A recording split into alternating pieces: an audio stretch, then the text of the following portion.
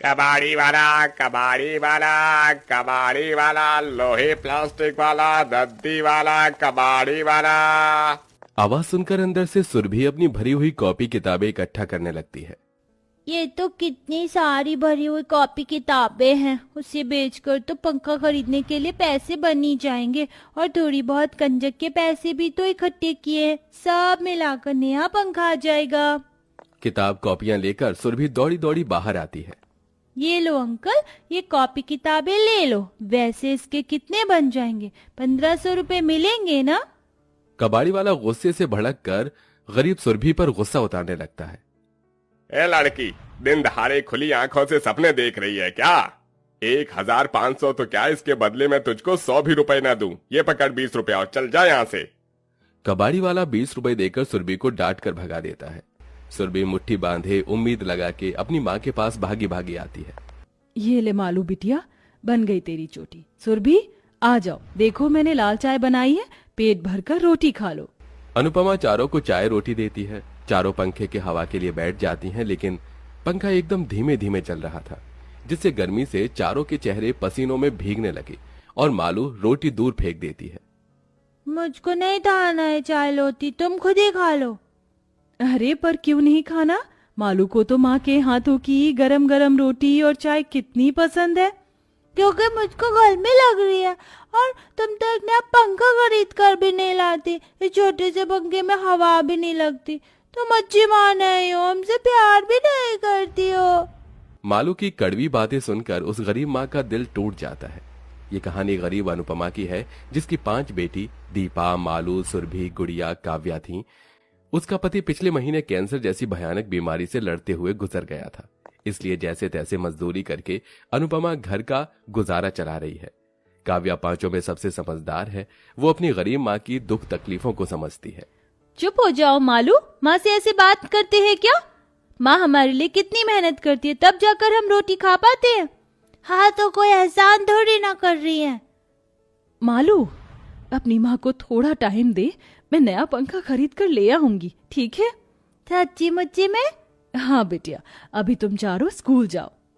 चारों बच्चियां चिलचिलाती हुई कड़ी धूप में बस्ता लेकर स्कूल निकल जाती हैं। दरअसल उस गरीब माँ ने अपने मकान में छोटा मोटा गैस फैन लगा रखा था, जिससे किसी को भी हवा नहीं लगती थी।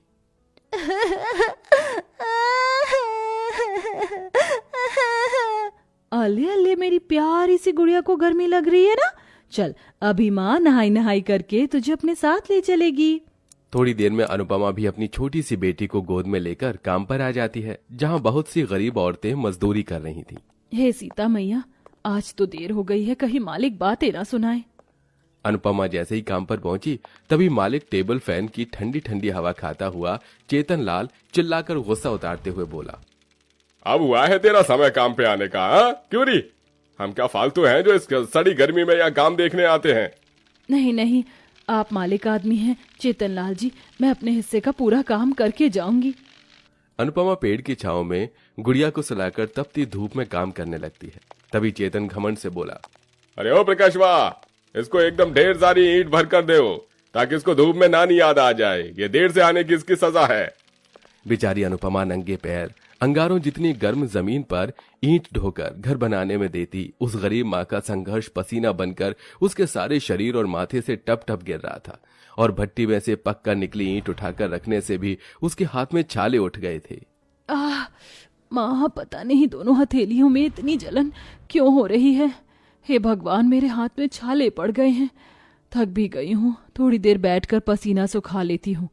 ये टेबल पंखा एकदम तूफान के जैसे चल रहा है, कितनी दूर तक हवा कर रहा है, वहां जाकर हवा खा लेती हूँ। गर्मी से बदहाल होकर वो टेबल पंखे की हवा में बैठी ही थी कि तभी चेतन लाल आ जाता है और उसको बैठा पाकर बौखला जाता है। अरे ओ कामचोर, चलो उठ उठ यहाँ से। तू क्या यहाँ स्पेशल आई है जो बैठकर हवा खा रही है? मालिक, एकदम कड़ी धूप, इसलिए बस बैठ गई। जाकर काम कर, वरना 1 रुपया भी नहीं दूंगा। नहीं नहीं, अगर मालिक ने मेरे पैसे काट लिए तो मैं बेटियों के लिए पंखा कहाँ से खरीद पाऊंगी। फिर से उठकर अनुपमा गर्मी में काम करने लगी। इधर दोपहर में चारों भूख से बिलबिलाती घर आईं। चलो जल्दी से तुम सब कपड़े बदल दो, मैं खाना निकालती हूँ। ठीक है काव्या दीदी? पर जैसे ही काव्या रसोई में आई तो वहां बदबू मची हुई थी। कितनी गंदी बदबू आ रही है, जैसे कुछ सड़ गया हो। हे भगवान, ये तो गर्मी से रोटी और सब्जी दोनों खराब हो गई हैं। दीदी जल्दी से खाना लाओ ना, भूख लगी है। सारी रोटी सब्जी में फफूंदी लग गई है, क्या खिलाऊं मैं अपनी छोटी बहनों को। उदास चेहरा लेकर काव्या बाहर आती है, जहां दीपा, मालू और सुरभि खाने के इंतजार में बैठी थी। दीदी तुम खाना नहीं लाए? सारा खाना खराब हो गया है गर्मी से मालू। तो क्या अब हम भूखे रहेंगे? हाँ, अगर हमारे भी घर में फ्रिज होता तो खाना खराब होता ही नहीं। अब तो हम चारों को भूखा रहना पड़ेगा जब तक माँ नहीं आती। सेठ जी, मैंने अपने हिस्से का काम खत्म कर दिया, पैसे दे दीजिए। ये ले, तेरे आज की दिहाड़ी 200 रुपए। सेठ जी, एक बात कहनी थी, मुझे थोड़ा एडवांस दे दीजिए, मुझे अपनी 5 बेटियों के लिए पंखा खरीदना है।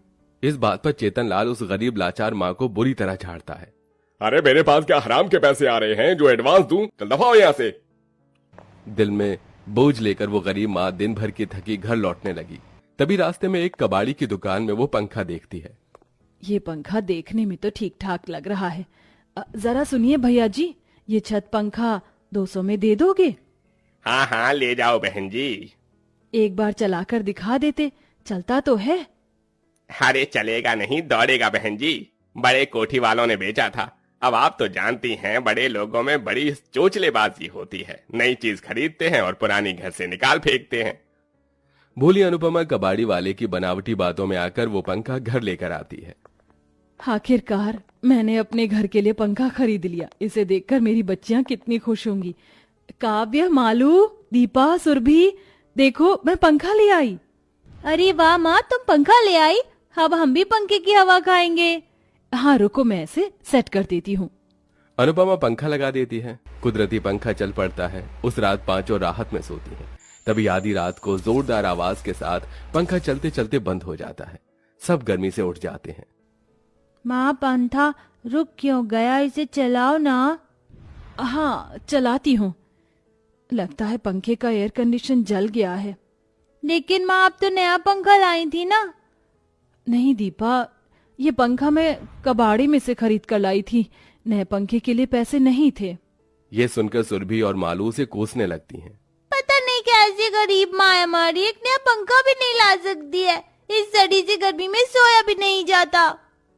लानत है ऐसी माँ पे जो एक पंखा नहीं खरीद सकती। जब हमें अच्छी जिंदगी नहीं दे सकती तो पैदा क्यों किया? ये सुनकर उस गरीब माँ की ममता ताड़ ताड़ हो जाती है। अनुपमा मालू को रोते हुए थप्पड़ मारती है। बस मालू चुप कर। तुम पांचों का मुंह देखकर मैंने दिन को दिन नहीं समझा, रात को रात नहीं समझा। कड़ी धूप, गर्मी, बरसात मेहनत करती रही। तुम ये सिला दे रही हो मेरी ममता का। माँ, कान पकड़ के छोली, माफ कर दो, मुझे ऐसी बात नहीं करनी चाहिए थी। हाँ माँ, अब हम भी आपके साथ मेहनत करेंगी ताकि हम सब मिलजुल कर पंखा खरीद सके। वैसे भी हमारी तो गर्मी की छुट्टी पड़ चुकी है। अगले दिन अनुपमा की चारों बेटी भी मलबा ढोने के काम पर आती हैं। अरे ओ अनुपमा, आज तो इन्हें क्यों काम पर लाई? हाँ, इतनी धूप है, देख नहीं रही क्या? हम यहाँ अपनी माँ के साथ काम करने आए हैं सेठ जी, हमें काम करने दीजिए।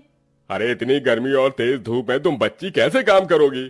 कर लेंगे सेठ जी, आप थोड़े कम पैसे दे देना, हमें अपने घर के लिए पंखा खरीदना है।